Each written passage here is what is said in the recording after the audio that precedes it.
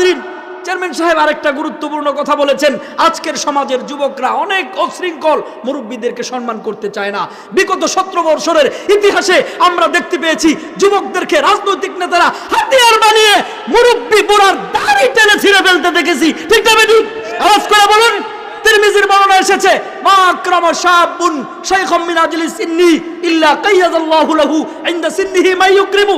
কোন যুবক যদি কোন মুরব্বী বুড়াকে সম্মান করে, মুরব্বী হয়েছে, দাড়িটা পেকেছে, বয়োজ্যেষ্ঠ হয়েছে, তাকে বড় আলেম হতে হবে না, তাকে চেয়ারম্যান সাহেব হতে হবে, তাকে ইমাম সাহেব হতে হবে না, এমনকি তাকে মুসলমানও হতে হবে না। সে ইহুদি, খ্রিস্টান, নাসারা, হিন্দু, আরজু, অনারজু, নাগা, কুকি, গারো, সাঁওতাল, খাসিয়াল, যে কোনো ধর্ম সম্প্রদায়ের মানুষ হোক না কেন, মুরব্বী বুড়া হয়েছে, এই বুড়া মুরব্বীর সম্মান যদি কোনো যুবক করে, নবী পাক বলছেন ওই যুবক যখন মুরব্বী হবে তাকে সম্মান করার জন্য আল্লাহ তাআলা মানুষ তৈরি করবেন।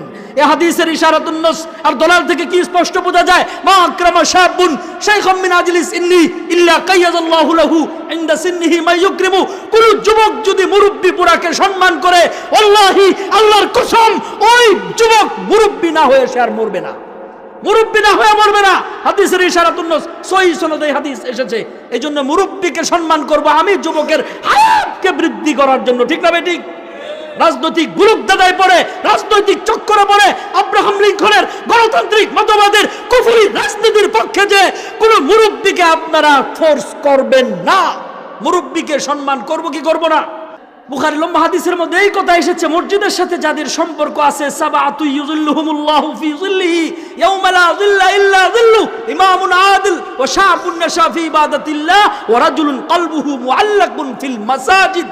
7 ব্যক্তিকে আল্লাহ তাআলা আরশের ছায়া দিবেন।